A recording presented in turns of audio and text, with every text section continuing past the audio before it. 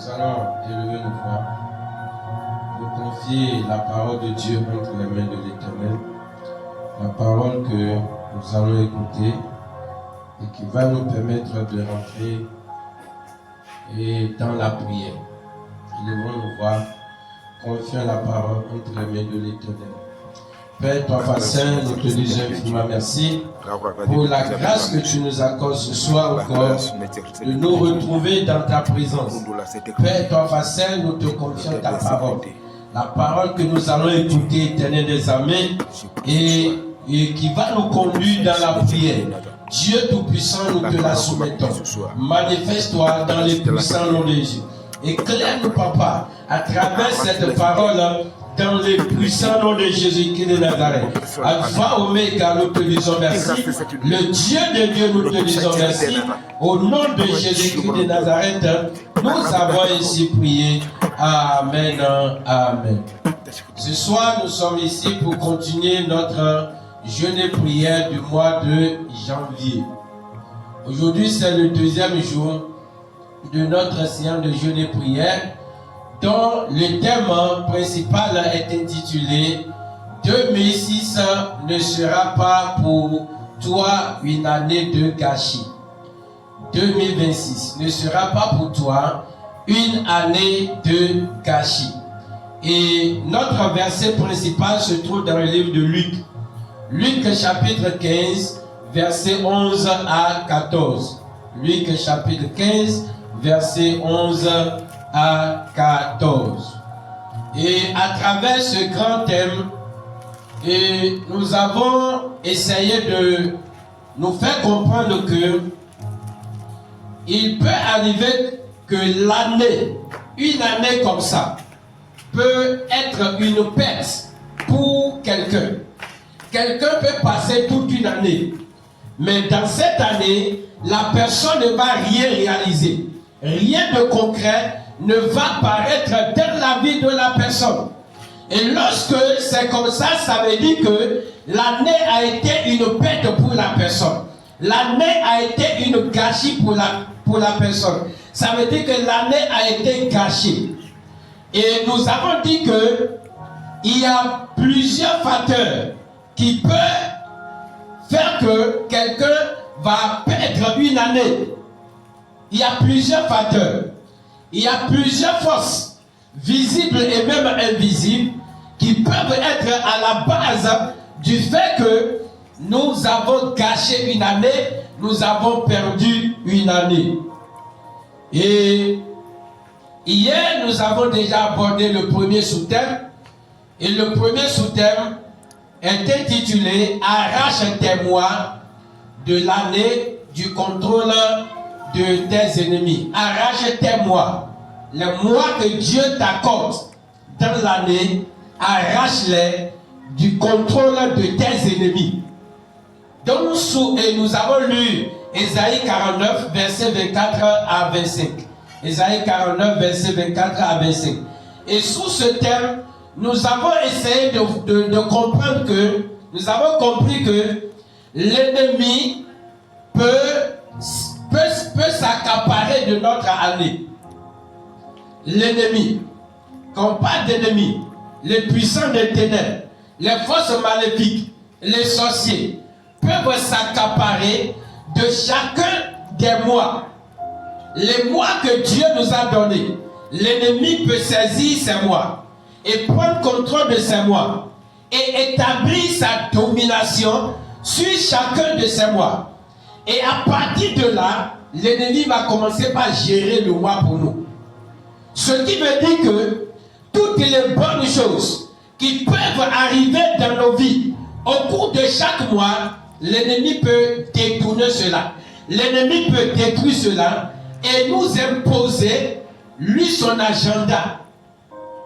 Il va nous imposer son agenda. Si rien n'est fait, l'ennemi, il a déjà programmé. Les sorciers, les certains, les puissants des ténèbres ont déjà fait leur programmation. Ils ont fait leur programmation. Et ce qu'ils ont programmé, ils vont s'assurer que tout puisse se dérouler de la manière dont ils ont programmé. Ils font des programmations sur janvier, février, mars, avril, mai, jusqu'en décembre. Et au moment où nous avons fait des projets, on a établi des programmes, eux ils se moquent de nous. Parce que le spirituel contrôle le physique. Étant donné que eux ils sont dans le spirituel, tous les projets, les programmes que nous avons pour chaque mois de l'année, ils viennent et ils détruisent ça. Et ce qu'ils ont décidé que nous allons vivre dans chaque mois, c'est ça que nous vivons. Et c'est comme ça qu'il nous fait perdre l'année. Nos projets ne parviennent pas à se réaliser. Ce que nous avons décidé de faire au cours de 2 mois, 3 mois, ne parvient jamais à se réaliser. Parce que l'ennemi a pris contrôle de chacun des mois que nous avons passé ou que nous avons à passer dans l'année. Et au lieu que c'est Dieu qui va les gérer, ou bien nous-mêmes qui allons les gérer, il gère ces mois à notre place. Et nous impose ce qu'ils veulent. Et c'est là qu'on perd les années. On gâche l'année, on vit durant toute une année, mais il n'y a rien de concret qui sort de sa vie. Que l'Éternel Dieu t'en délivre dans le puissant nom de Jésus. Cela ne sera plus ta portion dans le puissant nom de Jésus-Christ de Nazareth. Alléluia. Donc, nous avons dit également à travers ce sous-thème que il est important qu'en tant que chrétiens, nous puissions également veiller sur nos vies. Nous devons veiller. Parce que le tout ne suffit pas de prier, de jeûner, de veiller. Lorsque nous prions, nous jeûnons, nous veillons. Et que, même si les prières que nous allons faire, les programmations du diable peuvent être brisées, peuvent être anéanties, et d'ailleurs doivent être anéanties. Mais si nous lui ouvrons encore la porte, l'ennemi va encore rentrer et rétablir son programme sur notre vie. Les démons vont encore revenir, rétablir leur programme sur notre vie. Les sorciers vont encore revenir, rétablir leur programme sur notre vie, sur chaque mois de notre vie. C'est pourquoi nous devons leur fermer la porte. On ne va pas leur donner l'accès. Que le Seigneur nous aide. Ce soir, c'est la 2e journée de notre jeûne et prière. Et nous allons aborder le 2e sous-thème. Notre 2e sous-thème est intitulé « Détruis les mauvaises semences programmées pour te gâcher l'année ». Les mauvaises semences programmées pour te gâcher l'année, détruis cela. À travers ce sous-thème, nous allons prier afin que toutes les mauvaises semences que le monde des ténèbres a déjà préparées ou bien a déjà semées dans nos vies, dans le but de nous détruire, de nous cacher l'année, que ces semences soient anéanties, ces semences soient déracinées, ces semences soient consumées. Nous allons lire dans le livre de Jean, Jean chapitre 15, verset 13. Jean chapitre 15, verset 13. Il est écrit, il répondit, toute plante que n'a pas planté mon Père céleste sera déracinée. Toute plante que n'a pas planté mon Père céleste sera déracinée. Amen. Comme nous le savons très bien, dans le monde physique et dans le monde spirituel, il n'y a pas que de bonnes choses qui sont plantées. Nous le savons très bien. Dans le monde spirituel, dans le monde physique, il n'y a pas que de bonnes choses qui sont plantées. Il y a également des mauvaises choses qui sont plantées dans le monde spirituel et dans le monde physique. Tout ce qu'on plante dans le spirituel, tout ce qu'on plante dans le physique ne sont pas toujours de bonnes choses. Et étant donné que tout ce qui est planté, tout ce qui se plante dans le monde spirituel et dans le monde physique ne sont pas forcément de bonnes choses, il y a forcément que nous devons veiller à détruire certaines choses. S'il n'y a pas que de bonnes choses qui sont semées, et du moment où il y a des mauvaises choses qui sont semées, les mauvaises choses ne sont pas faites pour nous faire du bien. Les mauvaises choses ne sont pas faites pour élever. Les mauvaises choses ne sont pas faites pour faire grandir. Et étant donné que les mauvaises choses ne sont pas faites pour faire progresser, les mauvaises choses doivent être détruites. C'est pourquoi Jésus nous dit dans Jean 15, le verset 13, le passage que nous venons de lire, il nous dit: toute plante que n'a pas planté mon Père Céleste sera déracinée. Toute plante que mon Père Céleste n'a pas plantée sera déracinée. Donc, si Jésus lui-même, il dit que toute plante que le Père n'a pas semée sera déracinée, ça veut dire que l'ennemi également sème. Les méchants aussi sèment. Ce n'est pas Dieu seul qui sème, mais l'ennemi également sème. Sème des mauvaises plantes. Et ces plantes que Dieu n'a pas semées, ces plantes doivent être déracinées. Ça doit être déraciné. Et ce qui doit être déraciné, Jésus ne parle pas des plantes physiques que nous voyons, des arbres physiques que nous voyons. Jésus est dans le spirituel. Il est en train de parler du spirituel, des semences spirituelles. C'est de ça que Jésus est en train de parler. Donc, les forces invisibles et les hommes méchants sèment des choses négatives dans la vie des individus. Les forces négatives, les hommes méchants, plantent des choses négatives, de mauvaises choses dans la vie des individus. Et l'une des choses, l'une des voies, l'une des manières que le monde des ténèbres et les démons, les hommes méchants, ils utilisent les voies par lesquelles ils passent pour gâcher la destinée des gens, pour gâcher l'année des gens, pour gâcher les mois des gens, c'est de semer de mauvaises choses dans leur vie. Semer de mauvaises choses. Parce qu'il sait que lorsqu'il va planter de mauvaises choses, la mauvaise chose qu'ils vont planter va détruire tout ce qui est bonheur, qui devait planter, qui devait plutôt jaillir de la vie de l'individu. Ils savent que les mauvaises choses vont les détruire. Ils savent que lorsqu'ils vont planter de mauvaises choses, les mauvaises choses créent quoi? Des blocages dans la vie des individus et les empêchent de réaliser leur destinée. C'est comme ça que le méchant, les puissants des ténèbres, gâchent, détruisent, anéantissent les années, les mois des gens. Et les gens passent une année sans pouvoir réaliser un seul de leurs objectifs. Donc, l'une des armes que le diable essaie et son réseau utilisent pour gâcher l'année des individus est de libérer de mauvaises semences dans différents domaines de la vie. Domaine spirituel, tous les domaines de la vie. Eux, il n'y a pas intérêt qui les échappe. Ils libèrent des mauvaises semences dans différents domaines de leur vie. Et la mauvaise semence que les méchants libèrent dans la vie des individus pour gâcher leur mois, pour gâcher leur année, pour gâcher leur destinée, pour les bloquer, pour les empêcher d'atteindre la dimension qu'ils devraient atteindre normalement.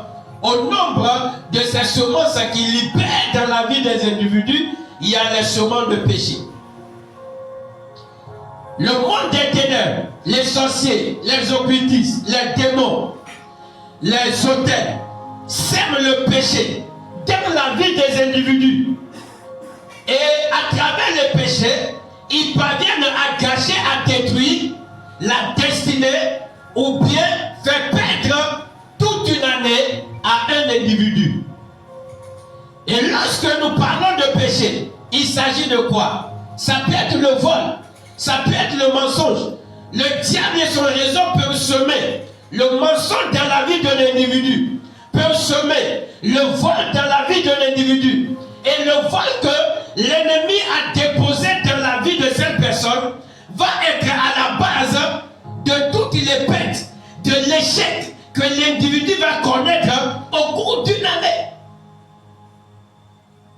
Parce que l'opportunité qui va changer sa destinée, l'opportunité va venir, mais à cause du mensonge qu'on va détecter, détecter chez lui, on va dire celui-là ne peut pas travailler ici.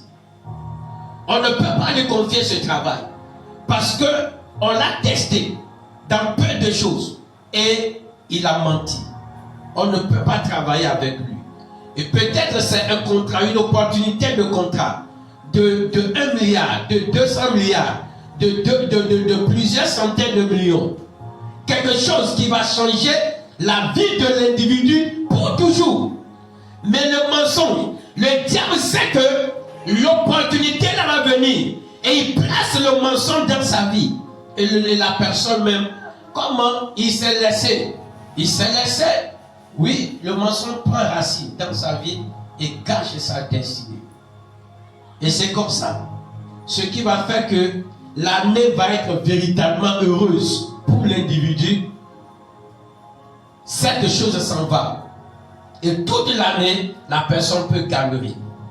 Se plaindre de Dieu, se plaindre des hommes, alors que c'est lui-même qui a été à la base de son problème.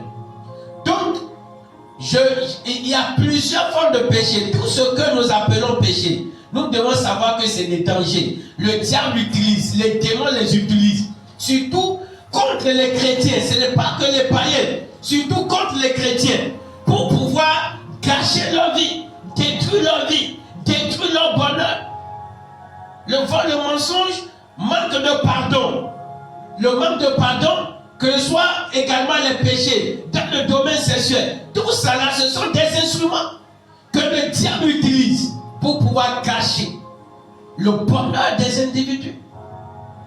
Parce que lui voit et il sent parfois ce qui est en train de s'annoncer dans la vie de chaque personne.